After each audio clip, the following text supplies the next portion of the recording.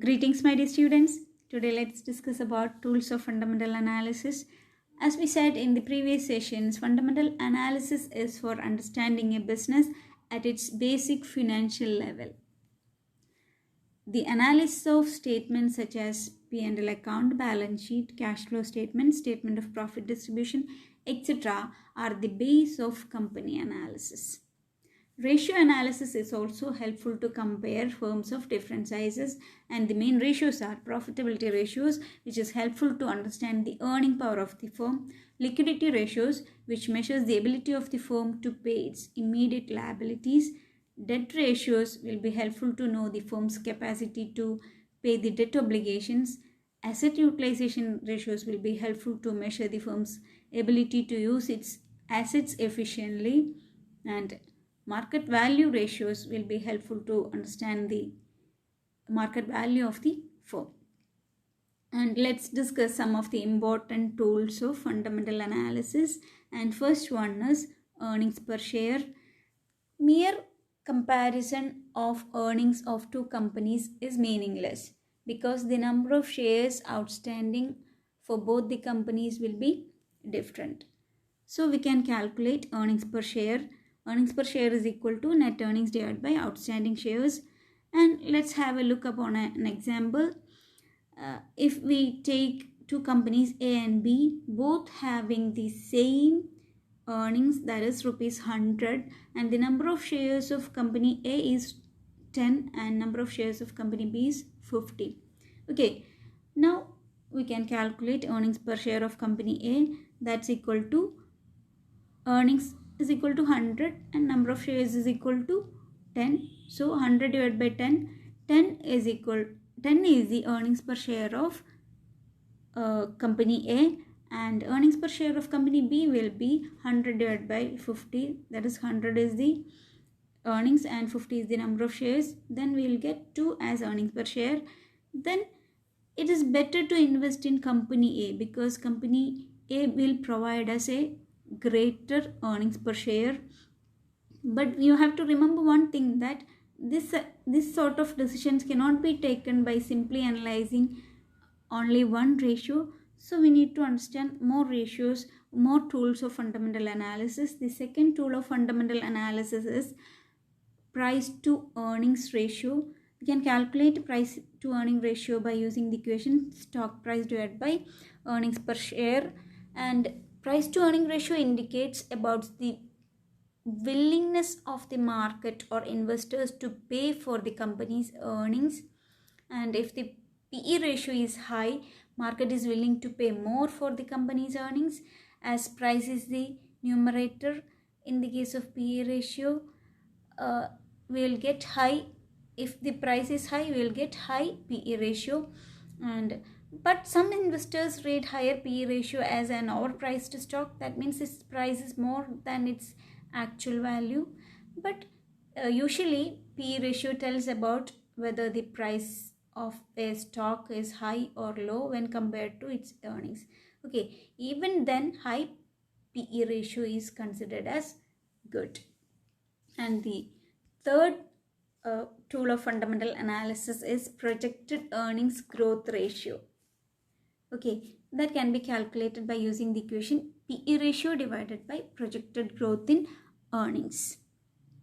And investors are more concerned about future than present situations. So they are very much interested in the growth rate of the firm. So PE, projected earnings growth ratio, considers the projected growth in earnings, and a stock with high PE ratio and a stock with high projected earnings growth ratio, both are considered as good ones. And the next ratio or next tool for fundamental analysis is price to sales ratio, and it can be calculated by using the equation market cap divided by revenues, or by using the equation stock price divided by sales per share. Market cap means market capitalization. Market capitalization can be calculated by using the equation number of shares into shares price. Okay, So it is its total value. Market cap is a total amount, and revenue is also, revenue means sales revenue means selling price into number of uh, units. So sales revenue is also an amount in total.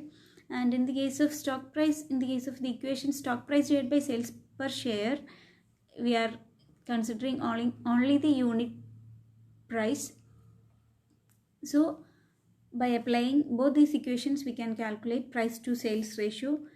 Price to sales ratio, the ratio is price to sales ratio. Here we are considering the relationship between price and sales, and by using this equation, by calculating price to sales ratio, we can uh, decide whether we need to invest in such a stock or not.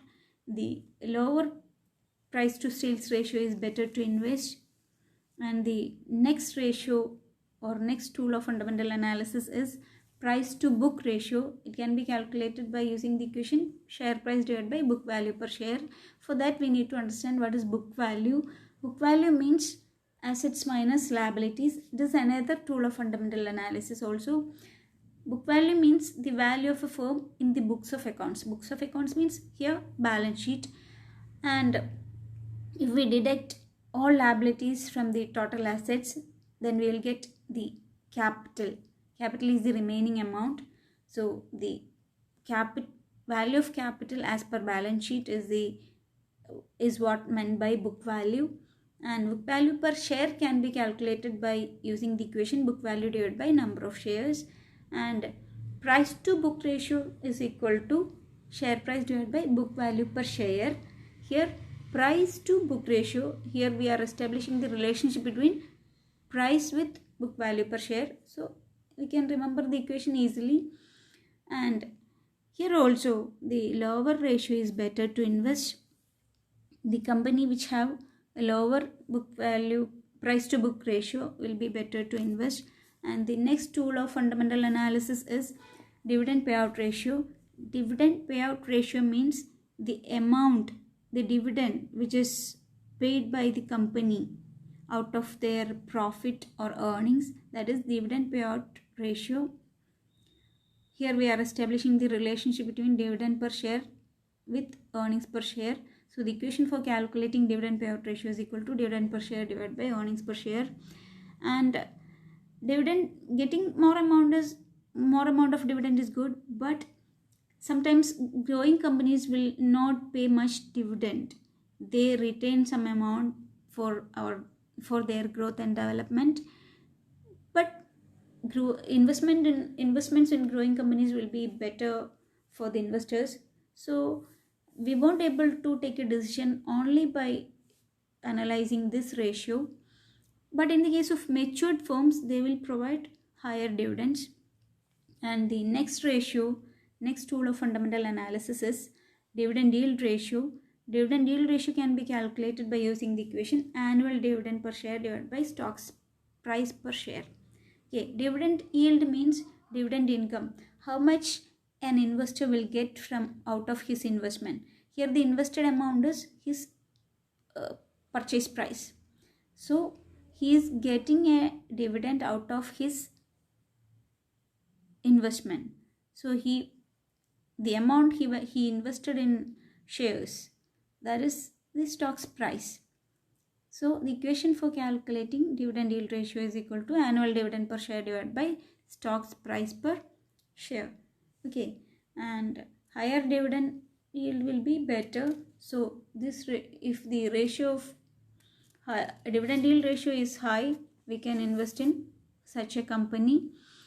And the last tool of fundamental analysis is return on equity. Return on equity, here we are comparing the relationship between return and equity. Okay, how much an investor will get out of an equity share, out of the equity, how much the return an investor will get out of the equity, that is here considering. So the equation for calculating return on equity is equal to return divided by equity. Here return means net income, equity means book value. So the equation for calculating return on equity is equal to net income divided by book value. And by analyzing this ratio also, we can decide whether to invest in such a company or not. A healthy company may produce a return on equity in the 13% to 15% range. And these are the main tools of fundamental analysis. Okay, thank you.